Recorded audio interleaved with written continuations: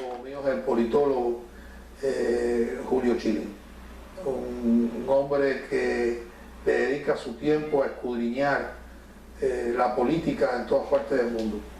Y no hay duda ninguna de que estamos viviendo unos momentos muy difíciles. Yo creo que bastante difíciles. Y me refiero a la política de los Estados Unidos, su política exterior, con dos naciones que creo que son dos naciones que tenemos que contar con ellas. Y me refiero a China y a Rusia, a las dos. Rusia buscando su imperio perdido, tratando de lograrlo, y China tratando de convertirse en uno. Y tenemos dos frentes difíciles que nos pueden llevar a un conflicto bélico que ya sería de una magnitud bien seria, mucho más que el último que tuvimos. Así que te agradezco, Julio, que estés aquí para hacer este análisis, que yo creo que no se ve, por lo menos en español, ni en la radio ni en la televisión. Yo sé que tú haces muchos simposios y va a haber uno ahora bien. ¿Cuándo va a ser? El jueves. El jueves que viene. Que se hacen estos análisis profundos. Yo creo que vale la pena para mantener a la población informada. Y hay dos temas que quisiera yo tratar, antes de hablar un poquitico después sobre el simposio que tú vas a tener.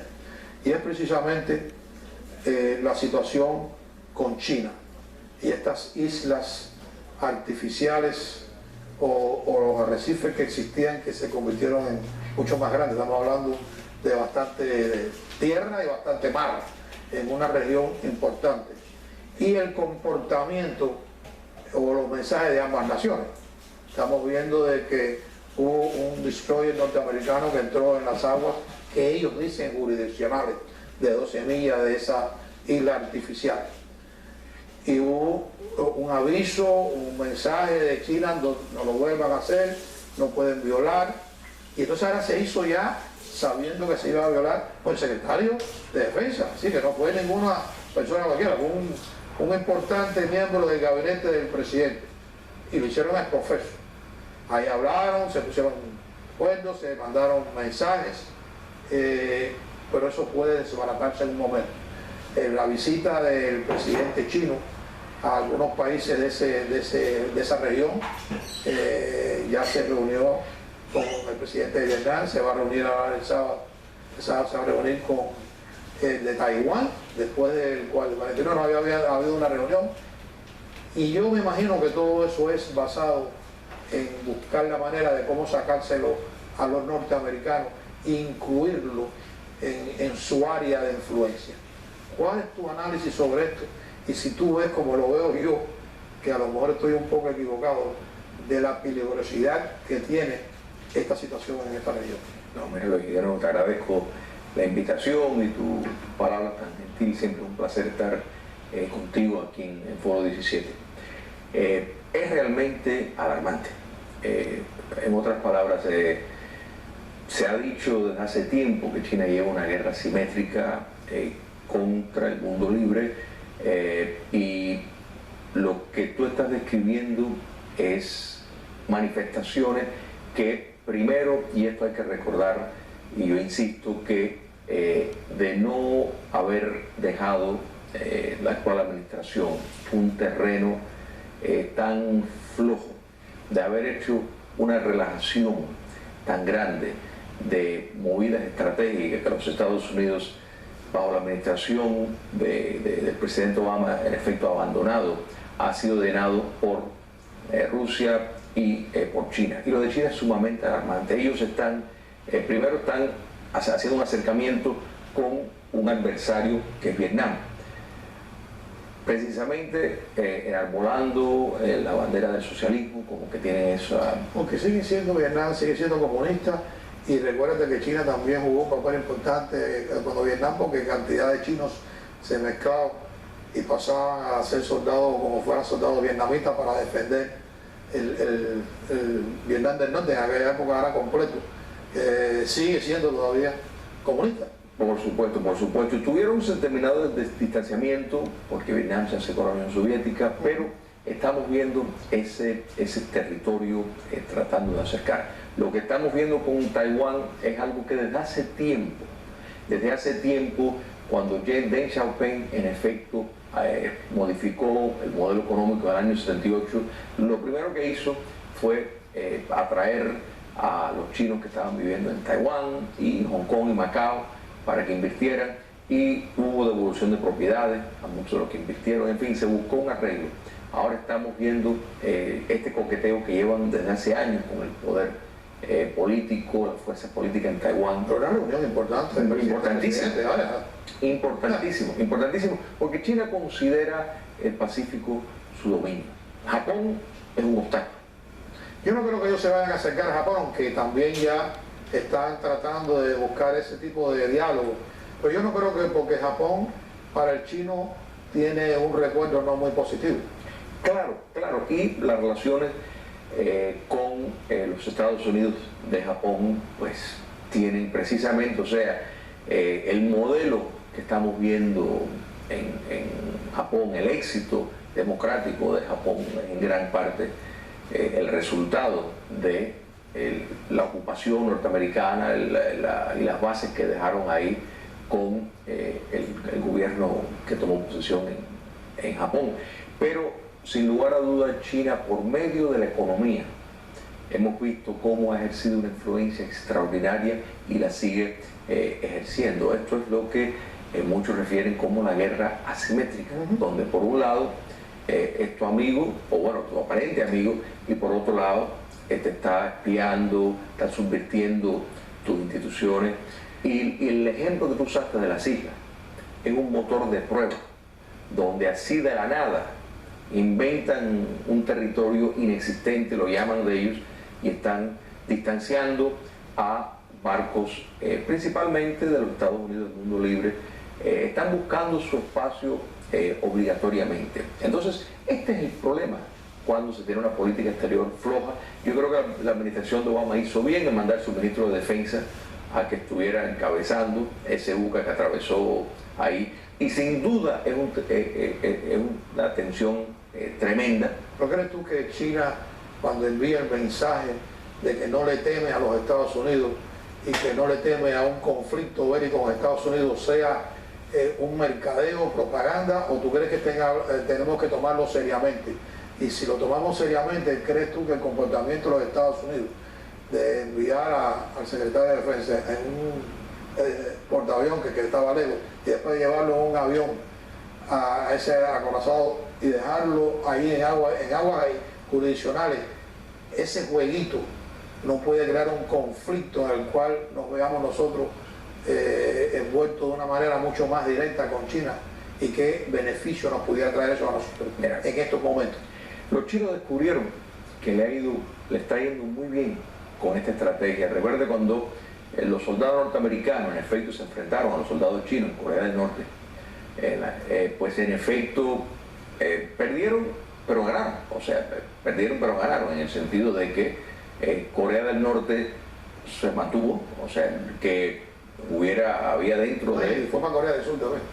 Correcto, y había dentro de el mando militar el deseo de pues seguir hacia adelante, pero esa orden fue parada, o sea que en eso pues ganaron.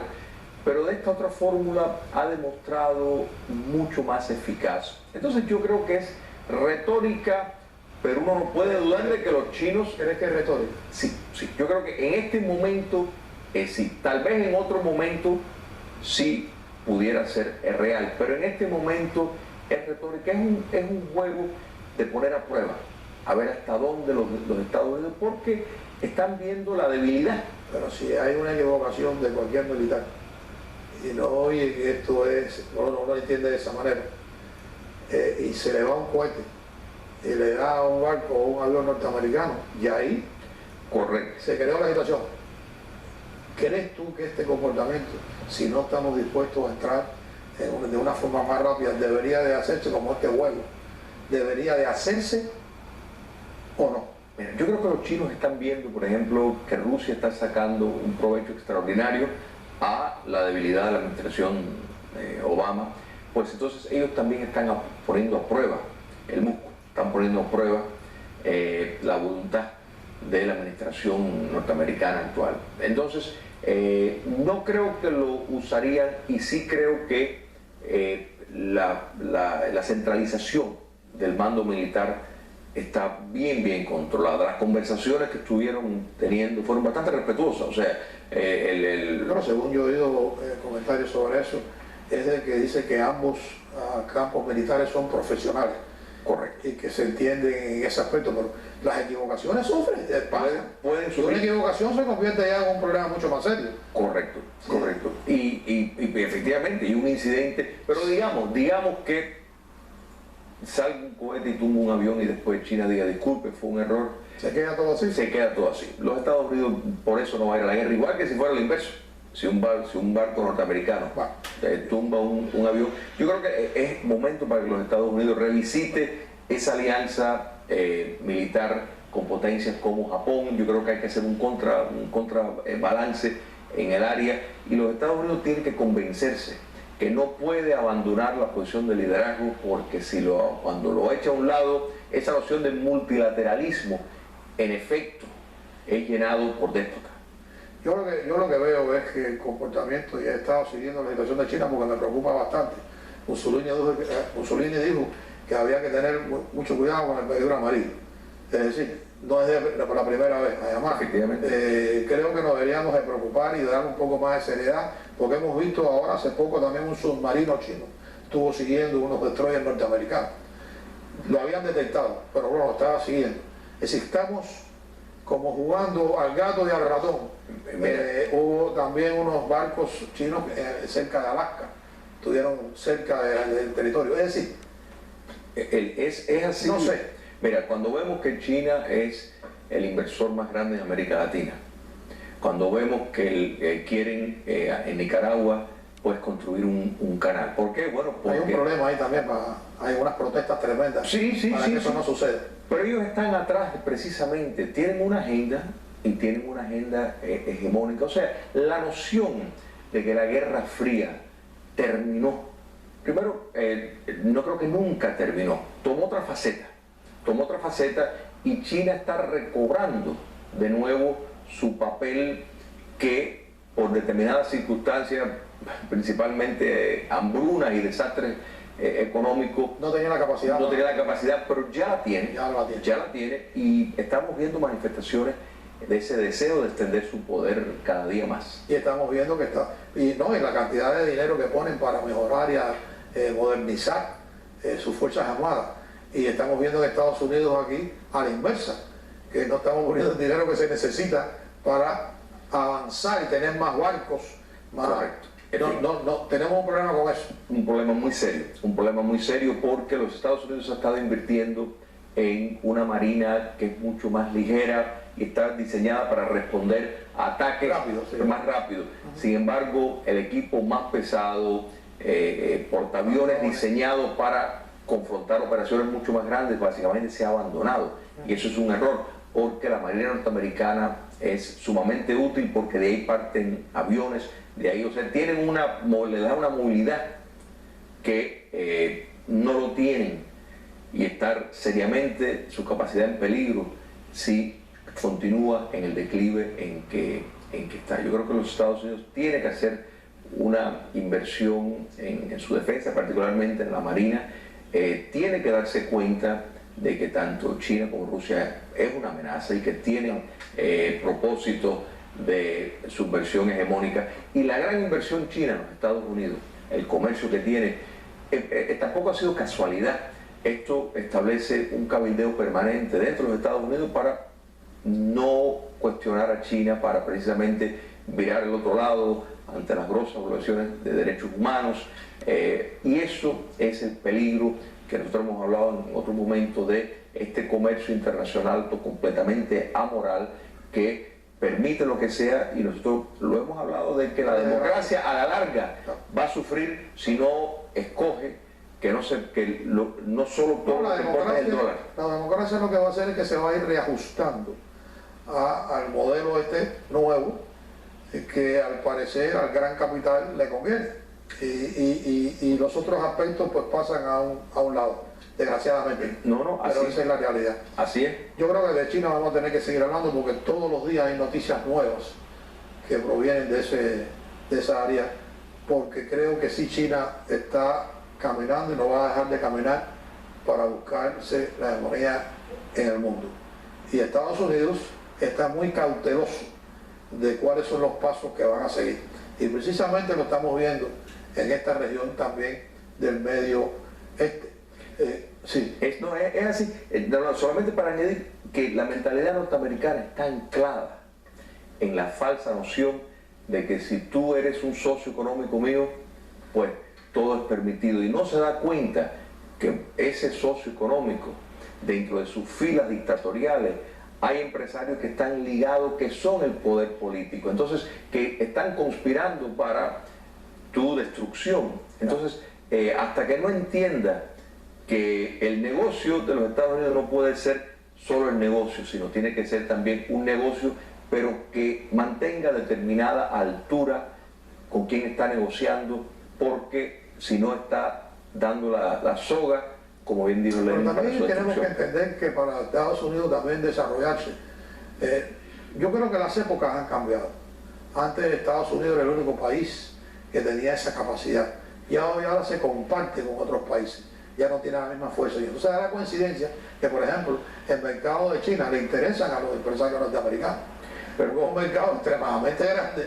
Cierto, y se beneficia el país de Estados Unidos. Pero mira, la India es otra potencia creciente, es democracia. Yo creo que los Estados Unidos tienen que empujar y decir, bueno, esto, porque realmente, y la comunidad china, cuando miramos Silicon Valley, tantos CEOs, o sea, directores ejecutivos de empresas, son de la India. Esa es una de las cosas que yo veo, y siempre han sido los responsables de todos los problemas, pues han sido estos países que son milenarios. Estados Unidos no es un país milenario, y quizás la mentalidad del ser humano de Estados Unidos no es la misma, aunque vinieron en el Mayflower de Europa, pero cambiaron, porque se encontraron otro mundo diferente al que vivían allá. Entonces yo creo que los ingleses están más entrenados a lo mejor para entender a la India, porque fue parte de ellos, hasta la misma China, que fue parte de ellos. Pues yo creo que está mucho más fácil, porque aquí vamos nosotros y queremos llevarle nuestro estilo de vida a esos países que no funcionan. Y el ejemplo palpable es esta región del Medio Este, del Middle East, que estamos viendo que queremos que esos países reaccionen con nuestra mentalidad, que no funciona. Nos damos cuenta que no funcionan. Allí quizás si ellos hubieran ido poco a poco desarrollando y cambiando a la persona, a lo mejor pudieran buscar sistemas más estables. Pero desgraciadamente no ha sido así. Han tratado de erradicar a individuos que sin lugar a dudas eran tiranos en esos países, pero mantenían el país estable. Ahora, al tratar de erradicar esos tiranos, lo que hemos hecho es desestabilizar esos países. Lo hemos visto en Libia, lo hemos visto en Irak, ahora lo estamos viendo en Siria, que es una cosa terrible, y lo seguiremos viendo en otros países que nosotros querramos. Mira Afganistán, una situación extremadamente seria. Vamos a tener que quedarnos ahí de por vida, como tenemos ahí, como tú hablaste de Corea, que tenemos ahí el paralelo ahí con no sé qué cantidad de soldados, miles de soldados, para mantener de que hoy en día ya eso no creo que sea tan importante, pero bueno, se mantiene todavía ahí para evitar un conflicto o para estar cerca, para tratar de subsanar algún tipo de problema. En el Oriente Medio es diferente. Entonces estamos viendo de que Estados Unidos, con su liderazgo, tratando de unir a una coalición de la región, lo único que representa ahí es Estados Unidos, porque la coalición no participa como participa Estados Unidos. Y cada día se deteriora más el área. Entonces viene un enemigo de Estados Unidos, que aunque no sea comunista, que tenemos que quitarnos la mente que ya Rusia no es comunista, pero es una Rusia imperialista, que quiere encontrar su imperio otra vez, pues va y se inmiscuye en esos asuntos en esa región. Y mira qué complicación se ha creado. Porque en vez de resolver el problema de los inmigrantes, ahora hay mucho más, porque la candela es más fuerte. Y va, yo creo, en mi opinión, va a seguir creciendo y creciendo más. Que Estados Unidos lo obligaron, y mira qué manera responde, decir que va a mandar 50 Delta Force o Special Forces para, no en combate, sino para instruir o ayudar o darle apoyo a las tropas, que hemos visto que no ha funcionado, porque han habido 4.000 que han hecho eso mismo y no ha funcionado. ¿Qué mensaje está dando Estados Unidos a esas personas que están ahí? ¿Qué mensaje le está dando que va a estabilizar esa región cuando vemos que todavía se inmiscuyen más países, no solamente en eso de ahí? Es que no hay un mensaje porque no hay una política coherente. Y el principal fallo no es apuntar a un modelo democrático en un sentido de autogobierno y de a largo plazo. El gran error es pensar que a corto plazo, que eso implica pues que tú vas a sacar tus tropas, eso implica que tú has resuelto el problema y te vas. Y ese es el gran error. En Japón hemos visto cómo la presencia norteamericana estuvo por más de 40 y pico de años. Y no solo la presencia, sino leyes que impedían que regresara al poder cualquier tipo de noción de lo que hubo previamente. También lo vimos, por ejemplo, en Alemania, en Italia, contra el fascismo. Entonces, ese tipo de política no la hemos visto en gran escala, por ejemplo, ni con el comunismo ni con el Medio Oriente, en estos ejemplos. No son pueblos diferentes. Pueblos diferentes, pero a la vez que sacan al dictador del poder, se está buscando contra el reloj la vía más rápido para salir. Entonces, eso es un desastre, es una receta para desastre. Yo creo que hay que trabajar con elementos que tal vez no son de lo más democráticos, pero son mejores que muchos de los otros, y mirar la democracia como un proyecto a largo plazo. ¿Cómo tú lo sabes que son mejores que nosotros? ¿Cómo tú identificas? Y ahí es donde viene el problema. ¿Cómo tú identificas? Por ejemplo, ahora vamos a hablar de Siria. ¿Cómo tú identificas que los rebeldes sirios que están luchando para derrocar a Assad son moderados, son personas? ¿Cómo tú los identificas? Que tú puedes confiar que ellos puedan ser parte de ese gobierno de transición. ¿Cómo tú lo sabes? Mira, en este punto, ahora, sí es verdad que Siria es básicamente tierra de nadie, pero cuando empezó este conflicto hace 4 años, en esa primera etapa, casi todos los rebeldes habían pertenecido al régimen de Assad. En otras palabras, salieron de sus filas, que es el escenario ideal, porque la revolución de Palacio es el escenario ideal para promover un cambio de régimen. Pero esa vacilación de los Estados Unidos, que fue una vacilación realmente que me recuerda mucho a Playa Girón, o sea, en el contexto cubano, ese abandono fue llenado por muchos otros. El régimen de Assad... Es una asunción que esas personas que participaron en el régimen de Saddam, masacrando a su pueblo o haciendo todos esos improperios, ellos fueron parte de eso, y que ahora al separarse ya se limpian y van a hacer otro tipo de sistema en el cual no van a utilizar la misma metodología, que sea por un problema de poder y no en realidad de servicio. ¿Cómo llegas a esa conclusión? Yo creo que, mira, si los aliados con la Segunda Guerra Mundial hubieran encontrado un mecanismo dentro del régimen hitleriano que le hubieran dado el golpe de Estado a Hitler y se hubiera podido evitar la guerra, hubiera sido una solución bien buena, más allá de que tal vez algunos de ellos... lo vemos.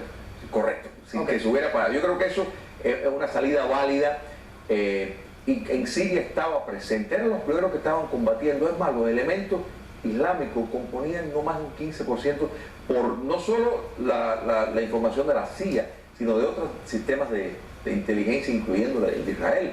Pero se dio al lado, se ignoró, no se dio el alimento, y Assad sabiamente facilitó el transporte, dio tierra libre para que se formara y cogiera fuerza esta fuerza de ISIS, porque sabía que esto iba a ser, porque él siempre dijo, todos estos son unos bandidos islámicos, todos estos son unos terroristas del islamismo radical los que me están combatiendo. Se creó, dio facilidad para que fuera fuerza. Assad creó eso, pero se desarrolló en Irak. Sí, correcto, o sea, el gobierno de Irak no tiene nada que ver en eso. No, por supuesto, Irán, claro que sí. Irak. Ahí fue donde primero empezaron. Por supuesto, pero es que la táctica de facilitar el movimiento, el régimen de Assad básicamente no le cayó a ISIS cuando estaba en su infancia, porque vio en la supervivencia de ISIS el fin del apoyo que tenía la Fuerza Democrática en Siria, y de hecho ocurrió. Me gusta ese análisis tuyo, porque te haría esta pregunta. ¿Usted quiere decir que si nosotros estamos en desacuerdo con un gobernante y existen grupos de disidentes, que pueden ser la mayoría o la minoría, que están en desacuerdo con ese comportamiento, nosotros tenemos que apoyarlo para cambiar a ese gobernante que estimamos nosotros que no es el adecuado. Ahí se hicieron unas elecciones y Assad salió electo por el pueblo. Se dice, como salió ahora en Turquía Erdogan, salió electo. Entonces, ¿de qué nos basamos nosotros? Si es algo que queremos nosotros ver de cambio, pero no en realidad el área. Porque eso sí es importante, porque no se ha creado estabilidad en esa región. Se ha salido de esa región y lo que se ha creado es más problemas que beneficios. Pero recuerda que hay que hacer una diferencia en Turquía y Siria. Turquía, más allá de que el actual dirigente de Turquía se ha salido de la norma democrática. Salió muy bien, pero salió electo popularmente. Siria y las elecciones en Siria no se comparan a lo que en otros momentos históricamente ha tenido Turquía. Pero el gran problema de Siria, y esto yo creo que es parte del fallo de los Estados Unidos del mundo libre, es no entender que la permanencia de Assad es a la misma vez el fortalecimiento de Irán, del chiismo, y ahora la introducción de Rusia. Rusia estaba a punto de que hubiera perdido su base naval en Siria, que es algo crucial para detener este avance de la Rusia imperial. Entonces, al ceder este terreno, hay un desbalance que lo vamos a ver en el futuro con el chiismo, ahora con una fuerza que no tenía antes, gracias a precisamente el espacio que la actual administración por su vacilación es tan fascinante que se me acabó el tiempo. Yo quiero hablar, por lo menos que digas la fecha, la hora y el tema del simposio. ¿Cómo no? Te lo agradezco. El simposio va a ser este jueves 12 de noviembre. El lema va a ser la ley de ajuste cubano, un conversatorio. Van a haber muchos amigos del canal público. La idea es presentar diferentes prospectos, se deja como está, se modifica, se elimina. Tener un conversatorio sobre eso es el jueves a las 6 de la tarde en la biblioteca pública de Coral Way de la 94 Avenida. La entrada es gratuita. La entrada es completamente Así gratuita. que yo creo que vamos a estar ahí el día 12 para escuchar la ponencia, si se debe o no se debe mantener la ley de ajuste cubano. Y a ustedes los veo el próximo domingo, estoy seguro, con otro programa Seres Horados. Muy buenas tardes.